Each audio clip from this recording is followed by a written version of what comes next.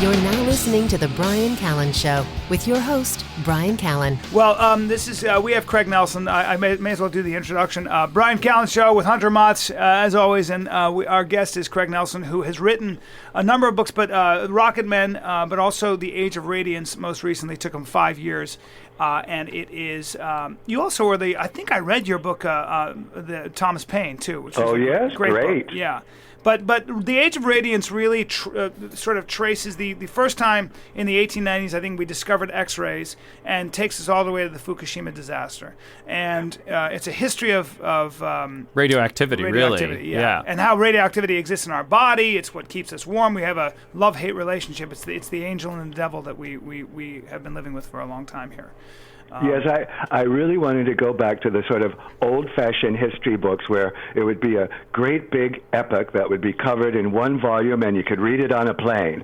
So even though it tells you the details of the science, people can read it on a plane. And after all this 5 years of research, I'm so both simultaneously anti and pro-nuclear that people have actually asked me, are any groups paying you? Are you in the pro? Are the pro or anti-nuclear people paying you? And I go, well, after reading this and hearing me talk, which one do you think is paying me? So anyway. Well, that's the genius of Craig Nelson. You're getting paid by both. There you go. Exactly. I actually wanted to say, if anyone out there is listening, I would be happy to be paid. But anyway. Well, the reviews of the book too, and they're dead on. Just how eloquent the book. The writing is great with the characters and stuff, and the details. I mean, the anecdotes, the stories. I mean, so many. I mean, it's got to feel good when you get those kind of reviews. Well, I don't really. I think highly of my sweat labor and not so highly of my prose. So when people really love it, it makes me very happy. There you go. That's awesome. One of the major things about doing this is that when you cover these characters who are previously written about as cardboard people, like Einstein, of course, has had fantastic books about him, but Marie Curie has never been really treated as a real living person, and that's true for a whole bunch of people in this story. Yeah. Fermi, a lot of the great Keller, a lot of the people you don't really see like what they would be like to live next door to them with their radium glowing on the walls. So it's fantastic to sort of bring them back to life. I think that's actually a great place to start, is to start with the Marie Curie stories, because it's so funny, because obviously nowadays we have an understanding of just how dangerous radiation can be, and the sort of the cavalier attitude with which the Curies treated these highly radioactive materials. Like, you still can't go to their shed because it's too, like, they did most of their research in the shed, you were saying, in the book, and you still can't go there. And now the National Library of France has collected all of their materials, and they store it in a lead-lined safe in the library, and you have to wear protective clothing to look at it. Even her cookbook is so radioactive, it's dangerous for human contact. Amazing. Amazing. And there was, I remember as well, you told the story about they had some party, and they lit the party by just hanging these little vials of radium that would glow in the dark. And what was fantastic was she liked to leave her radium samples out in the lab because she would get to work before dawn, of course. She was one damn worker, that Marie Curie. And lived a long life. So she would arrive there, and they would be lit up with these beautiful aquatic firefly-like green glows, and everyone would comment on how beautiful it looked. But then some people noticed that when she put the radium away, the walls were still glowing. Amazing. So that was really almost the first sign of this. And she ended up dying at 66 of aplastic anemia, which was brought on by our exposure to radiation, I guess. But that's a long time to live when you're working with radiation for that long. Well, it's just amazing. Fermi only lived to 55. There's a monument in the city of Hamburg to the martyrs of nuclear science, and they have almost 400 names on it now. Wow. And all who paid a dear price just for working that closely with this radiation. It really starts the mixed feeling of this. I call it the scary puppy, because someone said, when you hold plutonium, it's so interesting because here's this silvery metal, and you expect it to be cold, but it's warm like a puppy. But in fact, if you hold the puppy for too long at Los Alamos, the cure was high amputation. So I like to think of this as a scary little puppy. And the other thing that I really enjoyed about learning the science was the fact that the entire issue of radioactivity starts with atoms that are too fat for their own good. So these atoms spit out little pieces of themselves, two kinds of particle and an energy beam, gamma rays, because they're so fat that they violate the laws of attraction that govern the material world. So you can sort of think of radioactive atoms as being like Hollywood starlets, unstable and bulimic. But they can be charming like Hollywood starlets. Charming like Marilyn Monroe. Yeah. Yeah, my God. That's amazing. Yeah, and I mean, that's so, there was so much dramatic irony in the book, especially in the first half, where you're just constantly reading, like, yeah, they're holding the warm puppy, they're lighting their pads with radium. It's truly, truly stunning, and I mean, it makes sense. But I mean, we just have such a fear of radiation now, and I mean, especially when you get to the latter parts of the book and you start talking about how dangerous nuclear energy is, say, to compare to coal mining. I mean, I thought that was really fascinating. I mean, have we exaggerated the dangers of radioactivity? Well, what I think has happened is there's sort of bizarre set of coincidences, and there are two that happened.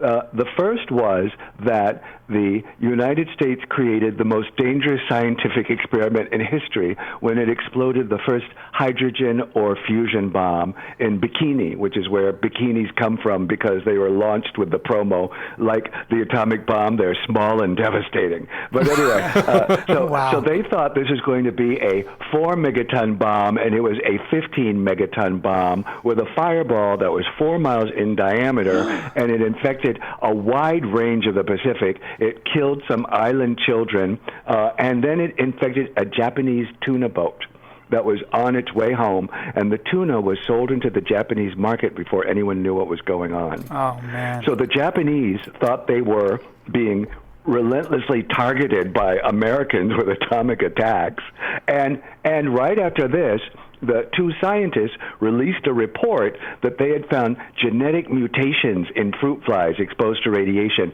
and they had these pictures of these bizarre fruit flies with multiple limbs and multiple eyes and all of that. And right after that, the movie Godzilla came out. Oh boy! Oh boy! So there's that part of the history. Well, there's always been a great deal. 3 Mile Island. 3 Mile Island happened.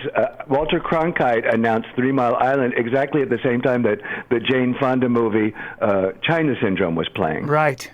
So all of these coincidences, I think, have colored our entire idea of nuclear science, nuclear power, all of it. And nuclear power, for the most part, provided something doesn't go wrong like Fukushima or Chernobyl, and we'll get to that at 3 Mile Island, is a very clean way to light your city and things like that, isn't it? I mean, way cleaner than coal. It is, and I sort of wish as many people who are anti-nuclear would be anti-coal, because coal is a nightmare. Yeah. and something like 55% of our electricity is produced by coal plants, and 16,000 Americans die every year from pollution caused by those plants. Well, but that's the thing. I mean, you look at those numbers, and I mean, what you do such a good job of in the book is basically the number of people who die from coal, but we don't realize it, as opposed to these very dramatic deaths from things like Chernobyl or well, Bikini I think Atoll. what we're reacting to is the potential. Yeah. So the Fukushima thing, I mean, that with those they're called gamma sponges. It's an awful way to look at it, but these men who went in and decided it was a suicide mission to open the vents. Yes, exactly. Well, the gamma sponges is because, the Japanese have a cultural history of being very interested in cleanliness. Mm-hmm. So the victims of Hiroshima and Nagasaki, who have their sort of own group, the survivors of that, they're considered unclean, almost like lepers now. And now all of everybody in Fukushima is considered by Japanese society essentially to be somewhat unclean. I mean, talk about payback, right? You go in there, you fix Fukushima, or at least put it under control so that the entirety of Japan isn't irradiated, and in return, your society ostracizes you. Yeah, and the other thing is, the workers at that plant, and there were actually 400 of them who were all gamma sponging. They were sort of rotated in and out. They were really from the sort of lowest parts of Japanese society. Mm-hmm. Either they had a background in the Yakuza, the mafia, or they were really from the slums. They were like migrant workers here. Wow. So that's the kind of people who saved the world from ecological disaster, the Japanese society's version of migrant workers. Explain to us what they did, and explain to us just how bad the Fukushima meltdown was, and what a meltdown really means, because I think a lot of people are not aware of that. And finally, what is going on now with is it leaking into the Pacific? Well, the first part of the story is the fact that even though it is built on a fault line on the coast of interesting news to California listeners, the plant actually survived the tremendous earthquake, and it would have survived the tsunami if they hadn't put their batteries in the basement. Okay. So the only thing they did wrong, actually, is put those batteries in the basement. And because of that, they couldn't get power, and that means the atomic reactor starts overheating. Okay. And when it overheats, it just burns everything up in its path, and it produces hydrogen, which are the explosions that cause it all over the place. But that isn't really the scary part. The scary part is that it melts through the floor and gets into your water supply. Oh, boy. So now, for those on the Pacific issue, I wouldn't be a pregnant woman eating raw tuna off the coast of Fukushima. But other than that, the ocean has this tremendous capacity of dispersing pollutants and other things, even though there is that big clog of things. And the reason why I say that is because this guy just did a tour of Bikini in his submersible trying to look for radiation. And the only radiation he found in all of Bikini, which suffered one after the next, of the biggest atomic tests you've ever seen in your life, the only radiation he ever found was in the tombstones of the locals because they were made from sandstone. Wow. Other than that, it's all washed clean. Well, I heard the same about Chernobyl. I heard Chernobyl didn't cause the kinds of deaths that people thought it would. Right? Not at all. And even the UN has spent millions of dollars and decades on research, and they say that the total figure is 75, and of those, the vast majority were either plant workers or first responders, the firemen who were trying to get in there and put it out. It was a fire that lasted for 2 weeks, and the others who died were children of families who refused to evacuate the zone and who drank the milk of contaminated cows and were in the age group, which is about 12 to 15, where their thyroids were going, and they got thyroid cancer from that. Wow. And there's also, there was a great story that you talked in the book about where there was some employee of this nuclear power plant, and every day they kept on finding that he was radioactive, and they couldn't figure out the source until they figured out that the radiation actually wasn't coming from inside the plant. It was coming from his basement, which was essentially producing radon. And that, was it 3 Mile Island? Was that the story? Yes. Well, he worked down the road from 3 Mile Island, and there are many people in Pennsylvania who are convinced that they were contaminated by 3 Mile Island, but in fact they weren't. And we know that they weren't because the EPA set out testers to collect deer tongues, because apparently if you have nuclear fallout, it immediately gets on the tongues of the deer in the neighborhood, and that's how they found out. Isn't that great? It's so great. Let's go get ourselves some deer tongues, boys. Exactly. Test those deer tongues now. Test your deer tongue in the privacy of your home with this mail-in kit. In the privacy of your home. But one guy who worked at the power plant next door kept setting off the alarms, and they found out he had massive. And Pennsylvania is a hotbed of radon. So all of those people who are worried about 3 Mile Island, the one thing I say is, well, have your basements checked first, and then worry about 3 Mile Island. Right, because the issue is just the kind of rock they have in Pennsylvania gives off radon. So it's a local, naturally occurring phenomenon that is a result of the geology and not of the nuclear power plant. It sounds to me like we shouldn't so much worry about X-rays causing cancer necessarily. If we get a couple X-rays here, I mean, we can. Human beings, it sounds like if you're an adult, can take a lot more radiation than you would have otherwise thought.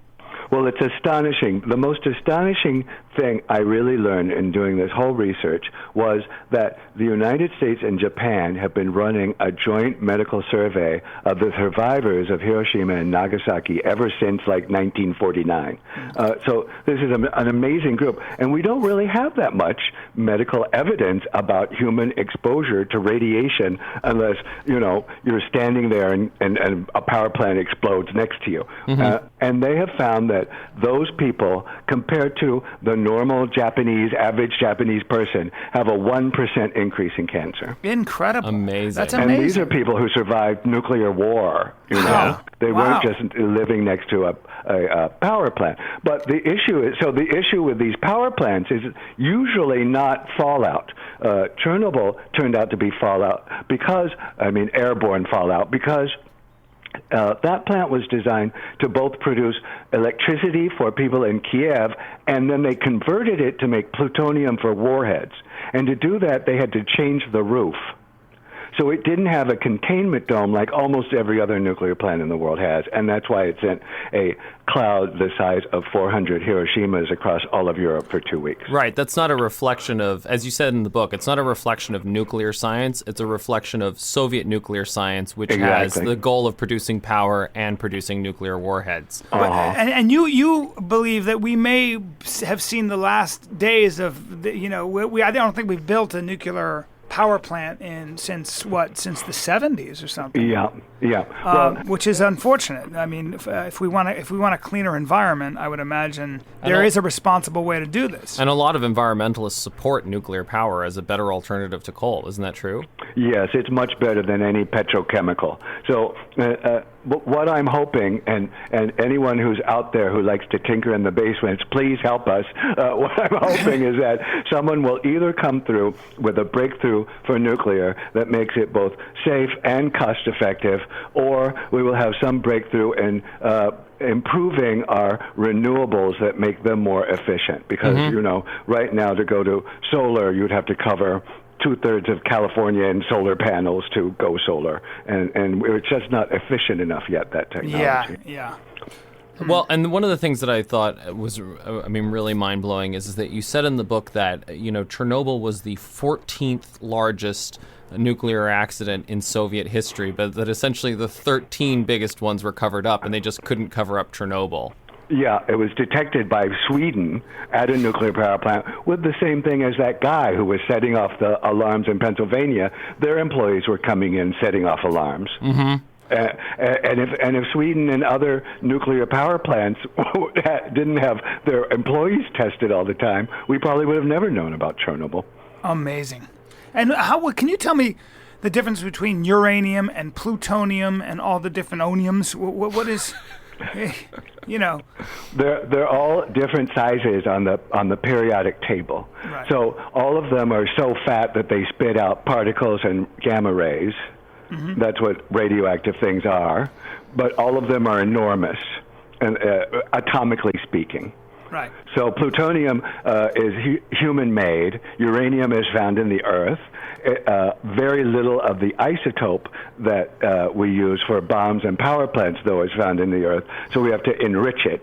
And that's actually the big secret to all of this, is not the genius brains at Los Alamos who came up with a bomb design, but the people who figured out how to enrich uranium to make fissile fuel.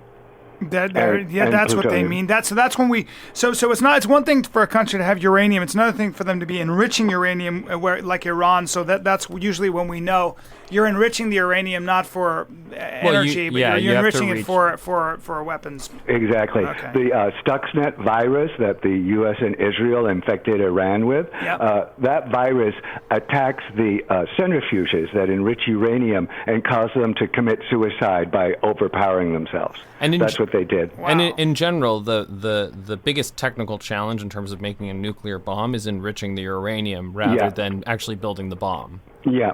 So absolutely. So I mean, that's the thing is that that's why, very often, they're talking about yellow cake uranium, or, in the news you hear that they're so concerned about uranium supplies, and it's basically about what would happen if they got it. Once you get to the stage of having that enriched uranium, the hardest part of building a bomb is out of the way. Yes, absolutely. In fact, when we set up all of that, it was the biggest building at the time ever constructed to make our enriched uranium for Hiroshima and Nagasaki bombs. And in fact, today, I don't see how it's likely that we'll ever have terrorists with dirty bombs, because we know exactly who makes enriched uranium. Mm-hmm. We know how to track it. Thank God. So, I was going to ask you that question, so thank God. Yeah. So we know how to track it. However, there is an alarming idea, and I keep wondering if I should say this publicly, but anyway, the two things that are plausible for terrorists are the fact that we have nuclear waste sitting in swimming pools, nuclear power plants all over the country, because we don't have waste disposal for that. Mm-hmm. Because nobody wants it, right? No one wants it, you know. And Nevada has been atomic bombed relentlessly over the course of its history. So they turned down the one that was going to be built there. But all of that stuff is just sitting around, this nuclear waste. And B, we have this extensive transportation network covering pretty much the western half of the United States of power plants and bomb facilities and bomb storage locations and all of this stuff, and it's this enormous transportation grid.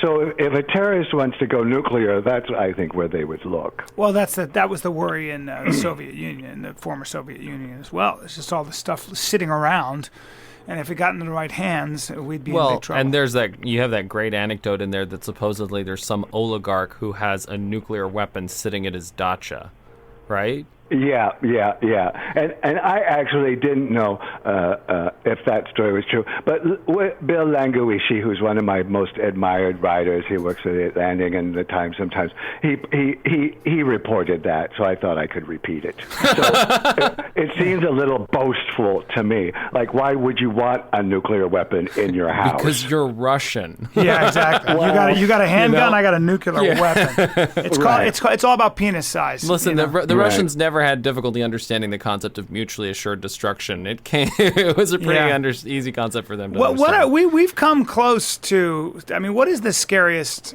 accident we almost had? Or the scariest time we came closest to nuclear war? Because one of them was certainly when Enrico Fermi in that when they basically, I think the reactor started to work. And they had some buckets of water, I think. Yeah, I say my book has the three most frightening experiments in the history of science, and the most frightening was the bikini bomb. But the second most frightening was they were making the atomic bomb for Hiroshima, which is made with uranium, and they couldn't figure out how much of this uranium isotope they needed. So a guy went off into the canyons, and he set up this guillotine device, and on the one end, it would have little plugs of uranium, and at the bottom he would have little washers of uranium, and he could resize them, and he would use the guillotine and drop the plugs through the washers. God. And physicists said it was called tickling the dragon's tail because they were trying to come as close to making an atomic explosion without actually blowing themselves up. Oh, my God. Yeah. God. That was a pretty dangerous experiment. And the third most dangerous experiment in American science happened when Enrico Fermi was supposed to have a facility built for the first nuclear reactor test off in the woods, in Argonne Woods. And the contractor had an employee strike. So the president of the University of Chicago said, well, we have this abandoned football stadium here since we don't play football anymore here, and inside is this squash court. And Fermi looked at it and said, this will be perfect. So the very first nuclear reactor was set off in the middle of Chicago. Right. And they had something like buckets of water, and it was terrible. I mean, that's how they were going to put it out. They were going to. And also, I mean, even when you talk about building the reactor, I mean, essentially they're just piling these bricks on top of each other, and they hired like the football players or some like just big burly college frat dudes with an axe. Yeah. Well, here are these huge, greasy, huge piles of uranium, refined uranium, and then these huge piles of greasy graphite, which is the moderator that slows down the neutrons so that you have a chain reaction. And so they were piling these things up, and these little nerdy, physicists, they couldn't really do this. So the president again of the university again said, well, we have our guys here on scholarship, and our athletes on scholarship could really use a job, so that's who they hired. Amazing. Amazing. But the truth is that Fermi and Curie and all these people that kind of gave us this died of cancer. I mean, Fermi also died, I think, of stomach cancer. Was that tied to his work with uranium? Well, his doctors at the time said no, but his daughter is convinced it does. And you know, it's one of those things that's the cancer you get from all this is very specific, but you have to ingest it. Oh, really? Okay. So yeah.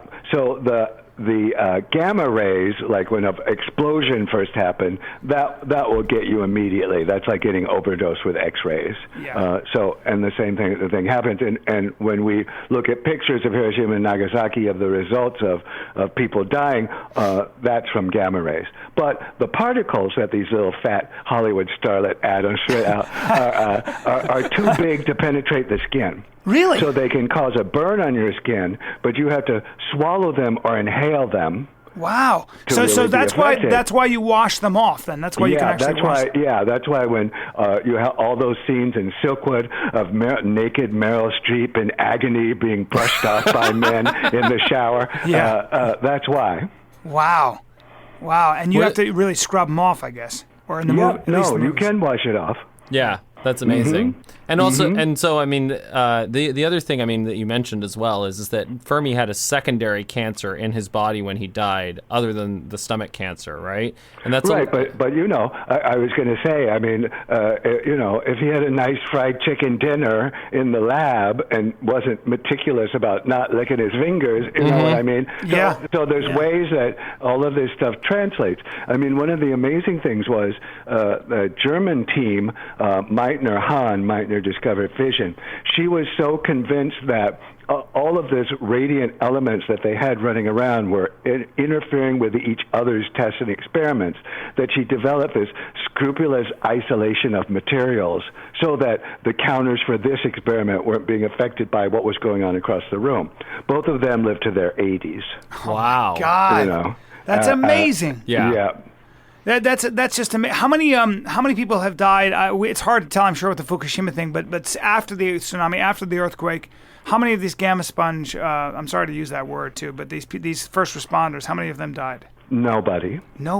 Yeah. No, but 18,000 died in the tsunami. Yeah. Which, if you look at the press in the United States, you would think the tsunami was the minor incident and Fukushima was the big deal. And none of these first responders who went in there and opened those vents, none of them have actually died of cancer. No, unless the government and the company are covering that up, which is possible. No, Sure. They aren't. Yeah. So in general, would we say that it's not a good idea to locate a nuclear power plant right by the ocean? Well, what I really feel is that we have this history of not being careful enough with these materials in various ways, such as the number of times both the Soviet and American early warning systems were set off by geese, weather balloons. I mean, these are the government calls the head of the Defense Department and says, we're being attacked by Soviet missiles. And it turns out to be geese. You know? There you go. That kind of thing happens over and over again. But clearly geese are an act of war. Yeah. Right. And then you have this situation where every time we have one of these nuclear accidents, both the utility and the government react in such an incompetent, unreassuring manner that, you know, they're evasive. They don't reveal the truth. They don't really explain what's going on. They don't appear to be keeping our best interests at heart every time we have one of these accidents. How in the world did Putin's that guy who was the former Soviet spy who died of radiation exposure and was probably poisoned, how did that happen? They actually poisoned him with one of Marie Curie's discoveries, polonium, which is something Russia makes and they use it for various industrial techniques. Why they did that, I'm a little confused. But that he's famous for being one of the only people murdered with polonium.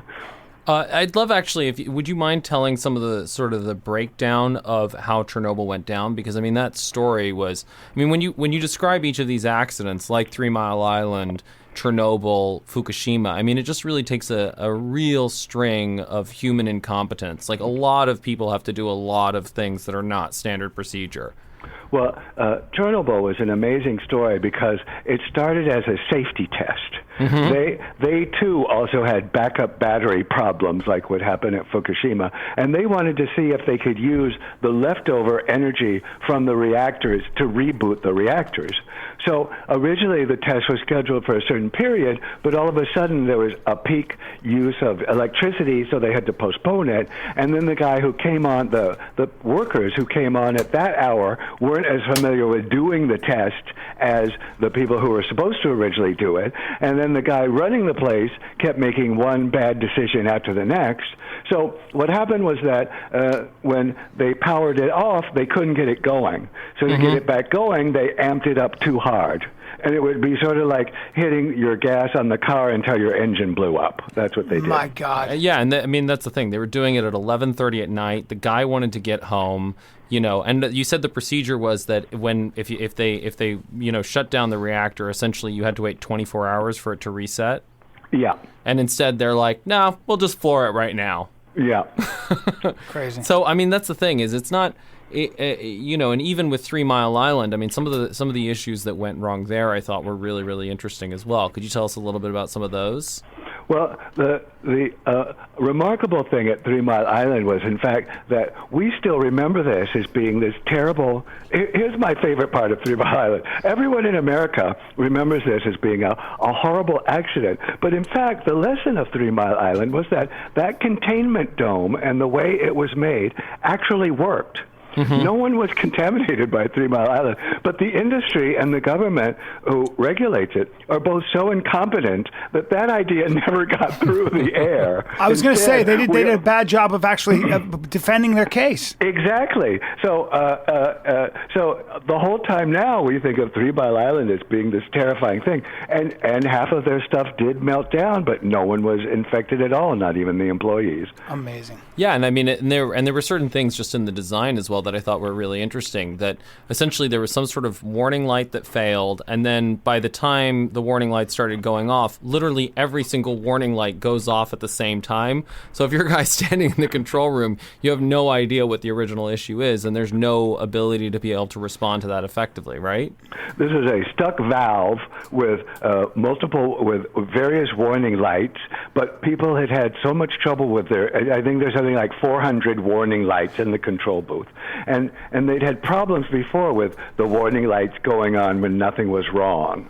So when this happened this time, they assumed that it was the warning light problem, not the valve problem. And then when someone finally figured out it was the valve problem and they fixed that, they thought that was the end of their troubles. But instead, this whole cascade started happening because the reactor overheated. And that set off this huge number of those 400 warning lamps to go on. And so they had no idea what to do. How would a nuclear reactor today, a nuclear power plant today, be different from the ones we built in the 70s?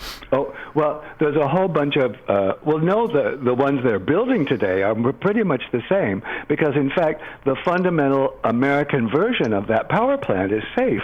It's the one that's been used all this time in nuclear submarines without a single accident or single problem. Wow. And it's a brilliant design of water-based, it's called a boiling water reactor, and the fundamental design is really perfect.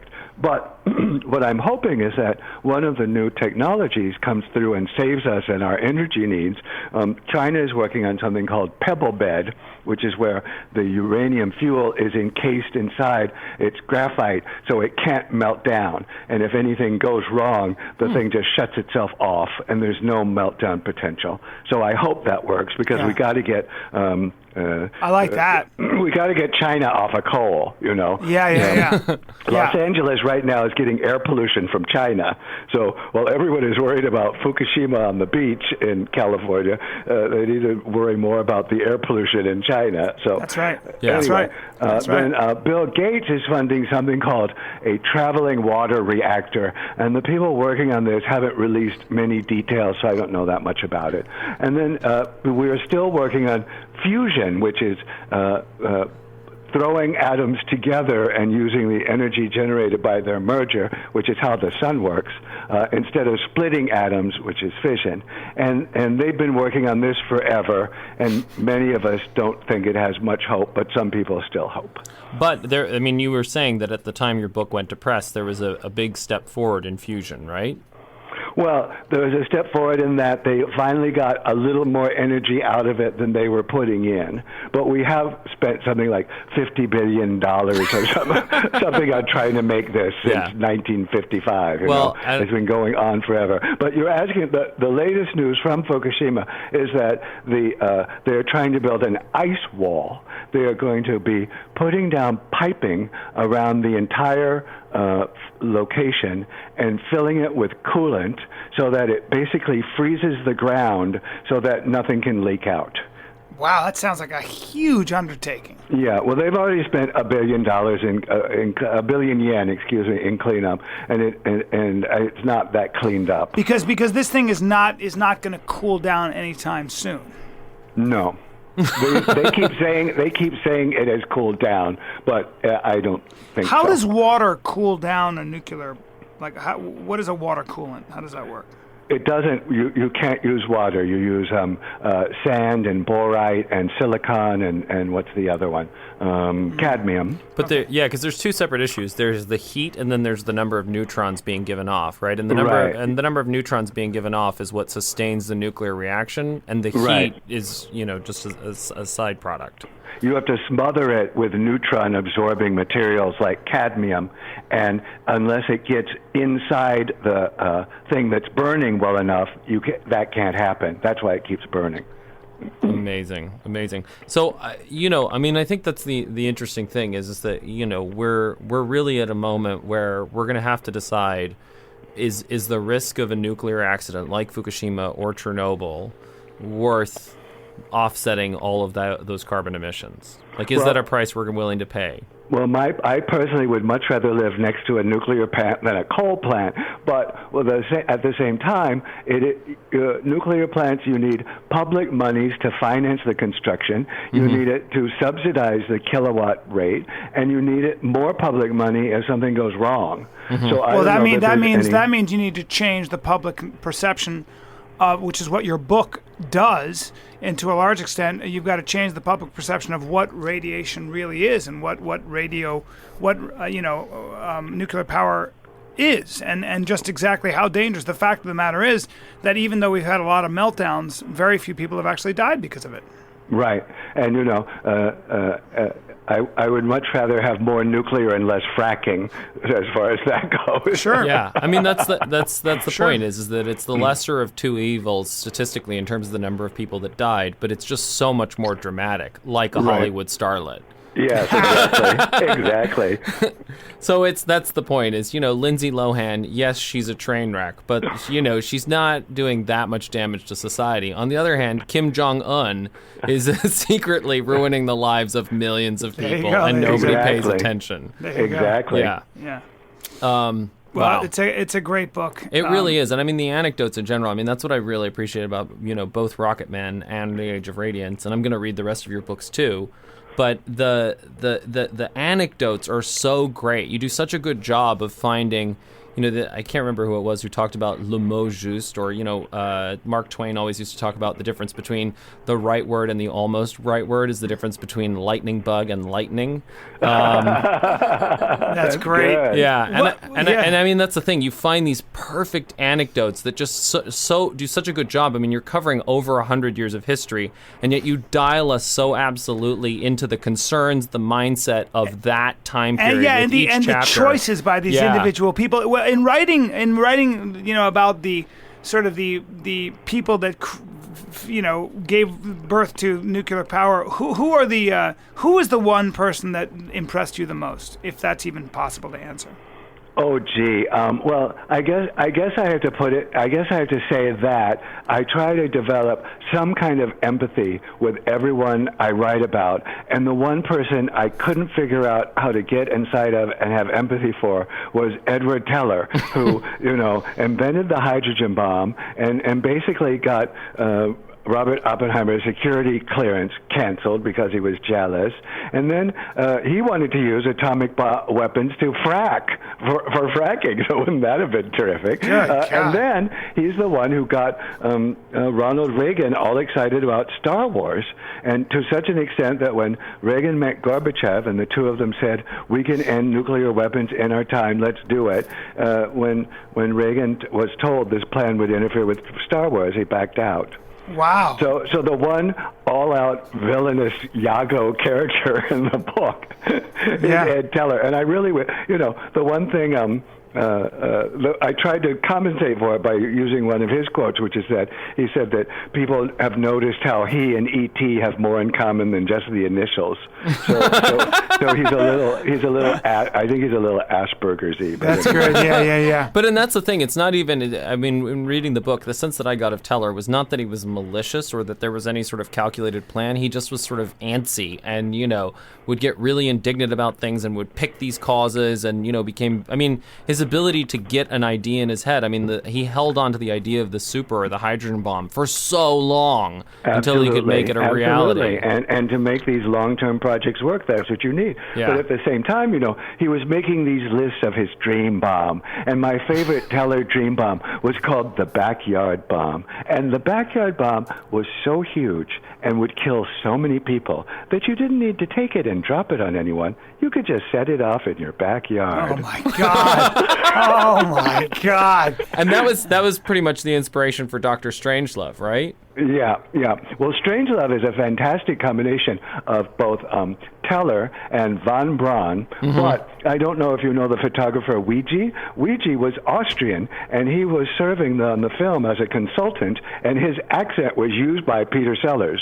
That's amazing. Wow. Right. And then the other great thing is, if this is on TCM anytime soon, you've got to watch it. And instead of thinking of it as a wild comedy, think of it as a historic documentary, because many of the things in it were based on actual things that he took out of books.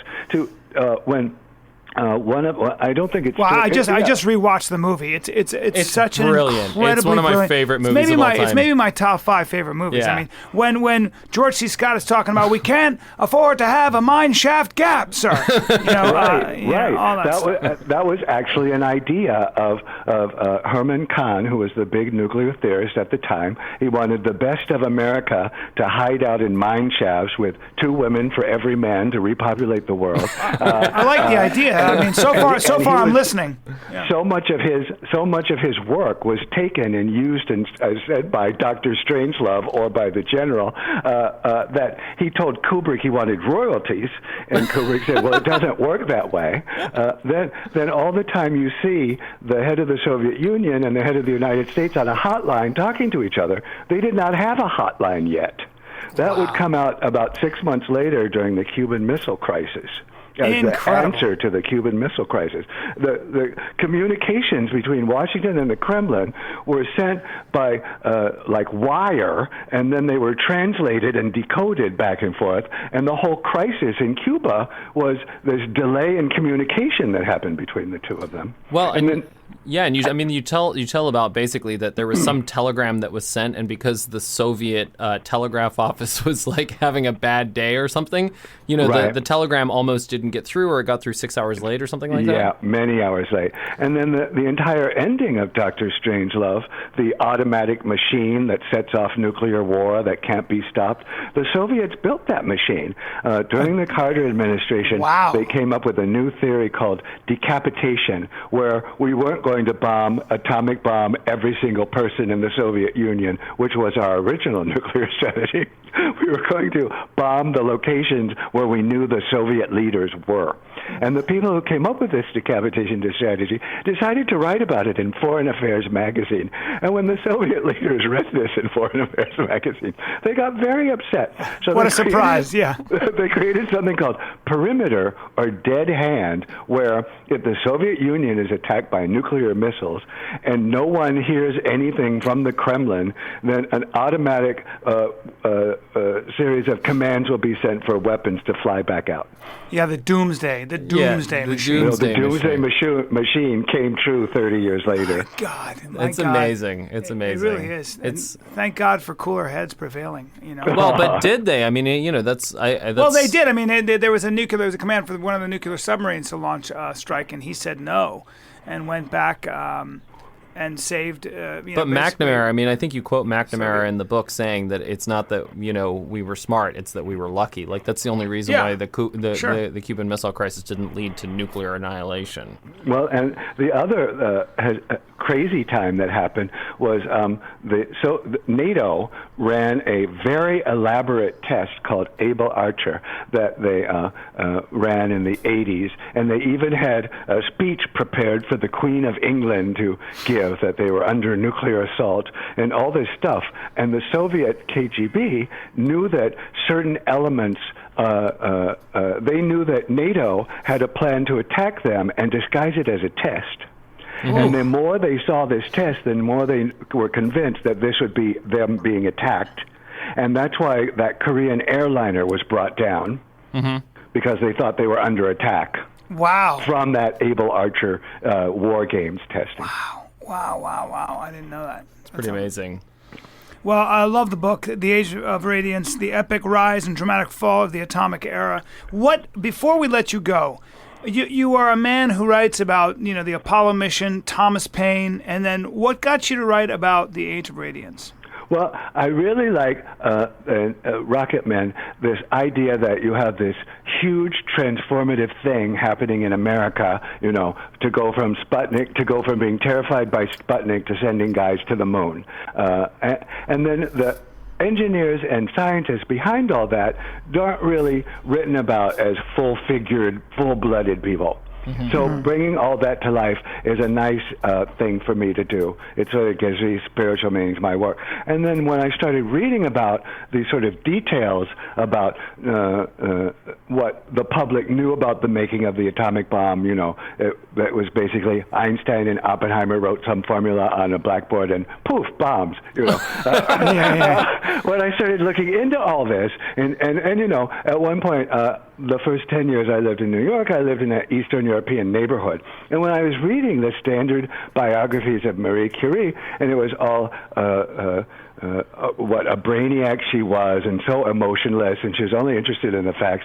At a certain point I went, this doesn't sound like any Polish woman I ever met. Yeah. So, I just started finding out all these things that were missing in the sort of educated Americans' knowledge of this topic. Is there a profile for the great geniuses that, you got Oppenheimer and Einstein and Curie and Enrico Fermi? They were all over the map as personalities, weren't they? I mean, a lot of them were Jews from Germany who were running away from persecution when Hitler started cracking down on that stuff. I mean, I think a couple of Jewish scientists had been assassinated. And a surprising number of Hungarians were in the group. That's my favorite wild story, is that who's your favorite Hungarian in the history of nuclear science? Because by this bizarre set of circumstances, a bunch of guys who grew up a couple of miles from each other in Budapest left Hungary over that country's anti-Semitism, got educated and jobs in physics in Germany, and then came to America because of Hitler. And almost the entire emphasis for moving to the atomic bomb was done by people who were first thinking, what if Adolf Hitler gets the atomic bomb and we don't have one? And Germany was the epicenter of scientific achievement in this time, and everyone assumed that they would be first in creating such a thing. And probably one of the saddest moments in the book is when one of the scientists at Los Alamos says, I knew that if we lost the war, it would be because we didn't do our job. Oh, man. Wow. Man. And it's very interesting when you talk about the German nuclear effort, because, they were really undone by their own system. It was their anti-Semitism. It was their top-down hierarchy. All those things, that sort of, their whole model of being was the reason why their nuclear program failed, wasn't it? Also their entire economy was, at the top of their economy were a lot of Jews. So one of the problems he ran into, Hitler, was like, if we round up all the Jews, my God, then we're not going to even know how to run the trains on time. There's going to be some issues, right? And so they had to pick and choose. Exactly, and the woman who discovered fission, she was the first female university professor in the history of Germany. She was kicked out because her grandmother was Jewish. Her family hadn't even been practicing Jews for 2 generations, and she discovered fusion off in the forests of Sweden. God, so they didn't even. Incredible. They had to discover a fission in Berlin, but kicked her out. Amazing, man. Yeah. We're Jewish. You don't like us. All right, we're going to America. We're going to invent a huge bomb and blow the shit out of you. Well, but really, it's almost that part of this book is really the war against the Jews, because you can almost look at it as before this exodus, America was a place that made telephones and the light bulb. Right. We were engineering people. We still are engineering people. We're engineering people. But with the arrival of these emigres, we became the people that split atoms. Amazing. Yeah. Amazing. It's such a pure example of those ideologies at work. You have America, which is based at our best moments on inclusivity, and then you have the Germans who are anti-Semites, and that's why they lost. Well, Nazi morality has some work to do. I don't know. Yeah. It's a little bit of a bankrupt policy. One of my favorite comments was my editor finished reading the book, and he calls me up and goes, "How could anyone not love Jews?" That's right. I know. You mean a group of people that are incredibly innovative? You mean that put an emphasis on art and science and everything else? What are you talking about? Yeah. Exactly. The great innovators. Yeah. Nerds. The great innovators, always on the outside looking in, telling us what's wrong. Stop shaking the boat, damn it. Come on now. Yeah, it's great. Well, Craig Nelson, thank you so much for doing the show. It's really a privilege to talk to somebody like yourself, and always a learning process. So thank you. I'll come back anytime. This is a great show. Oh, yeah, thanks, it's so man. much fun. You're always welcome to. Yeah. We should get you back and talk about Rocket Man, because I know Hunter's I would love to talk to you about Rocket Man. I'd love to talk to you about Thomas Paine. You may have to reread your own book, but I'd love to, man. Your books are great, and must reading, I think. So thank you so much. Thank you so much. We'll talk to you later. Okay, bye now. Thanks so much. Craig Nelson, ladies and gentlemen. Yeah, just such a great writer. Like what a really sweet man. Yeah, absolutely. He seems like such a sweet guy. Yeah. Anyway, that's why I love doing this show. So, ladies and gentlemen. I think what we really learned is if you're going to hold a warm puppy, make sure it's actually a warm puppy rather than a big ball of plutonium. That's what we learned today, ladies and gentlemen. And don't kick the Jews out of your country. Yeah, that's you're gonna not pay sound for policy. It. That's right. All right. This has been the Brian Callen. Who cares? You've been listening to The Brian Callen Show with Brian Callen. Be sure to like him on Facebook. Just search for Brian Callen Comedy. And follow him on Twitter. Just search for @Brian Callen. You can also find him online by visiting his website. Just go to briancallen.com. Until next time, bye-bye.